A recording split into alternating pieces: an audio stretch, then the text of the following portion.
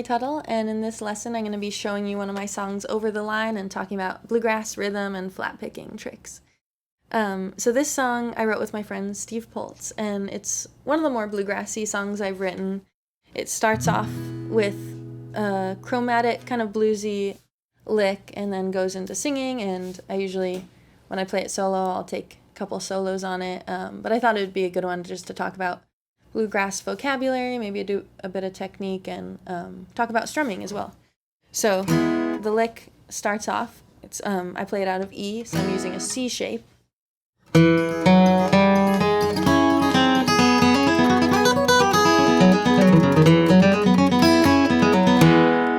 So this first part is kind of a chromatic part, and I'm doing little strums in between.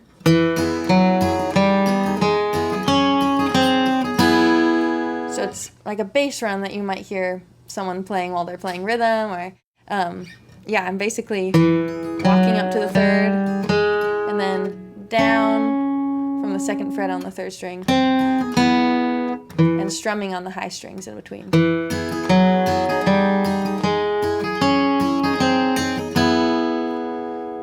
And then after that I go into a pretty standard sounding bluegrass guitar lick.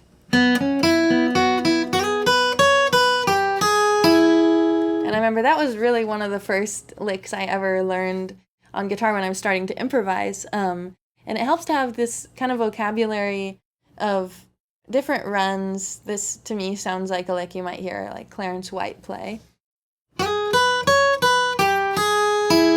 So I'm sliding up into this two-finger shape here, sliding up my third finger from the, if I'm just pretending this fourth fret with the capo on is the 0, sliding from the third fret to the fifth fret,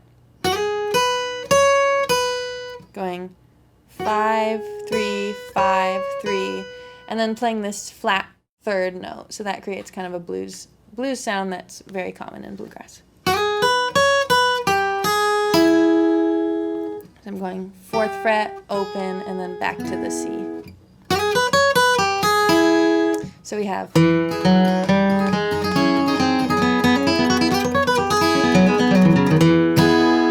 and this last lick,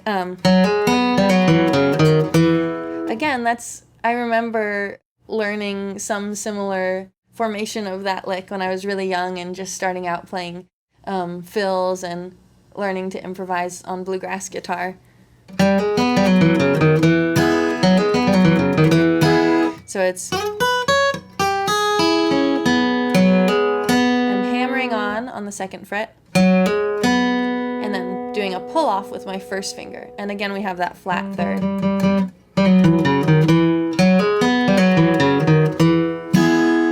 So all together, that lick sounds like this.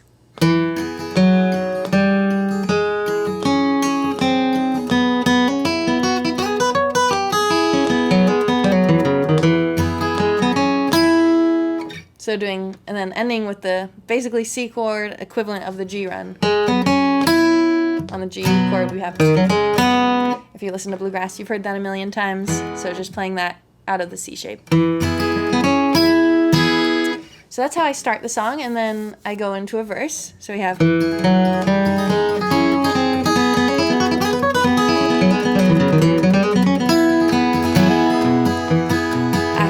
stop once the rubber hits the ground. I'm bound for Mexico. Sunlight wakes my sleeping head and turns the mountains gold. So the basic strum that I'm using there is a boom chuck strum, and we go starting on the 5th string and alternating 5th string strum, 6th string strum. And there's a few different ways to do this out of the C shape. I like to just move my third finger back and forth. And the reason I like that is so the bass notes don't keep ringing over each other. I kind of, if you listen to the bass on a song like this, usually you'll hear the bass player kind of chopping off the notes. You don't just let them ring over each other. So I like to match that on guitar.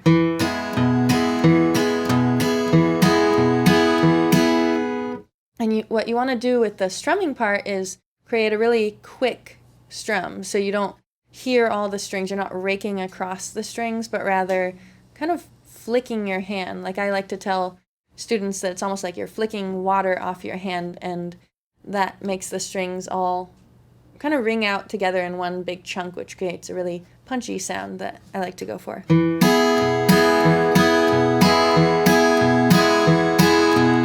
So if I'm keeping it the same tempo and doing a slower strum, it's going to sound like...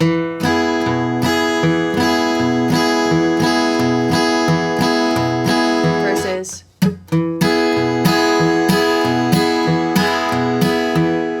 So it's a subtle difference, but kind of an important one. And the other thing I think about is just not hitting all the strings. So I'm not going...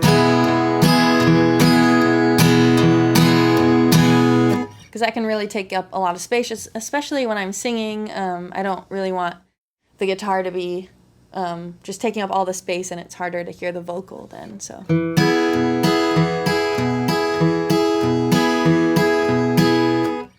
And then in between singing lines, I might play a run, that C run again, or the other thing I like to do is an accent strum. So breaking away from just the all down picks, boom, chuck, I'll add in an up strum to kind of emphasize a certain part of the song. And the most common pattern that I like to use for those is down, down, down, up, down.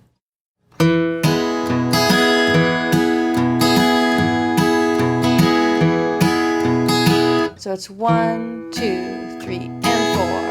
1, 2, 3, and 4.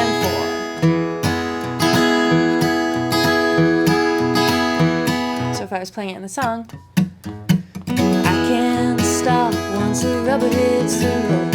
I'm bound for Mexico. Sunlight wakes my sleeping head and turns the mountains gold. And I've got one too many ties to you, one too many tries for you. So you hear how I was putting it when I wasn't singing, so I'm not playing really loud accents over my vocals, or at least trying not to. But in between those lines, you can really bring up the dynamics of the guitar playing.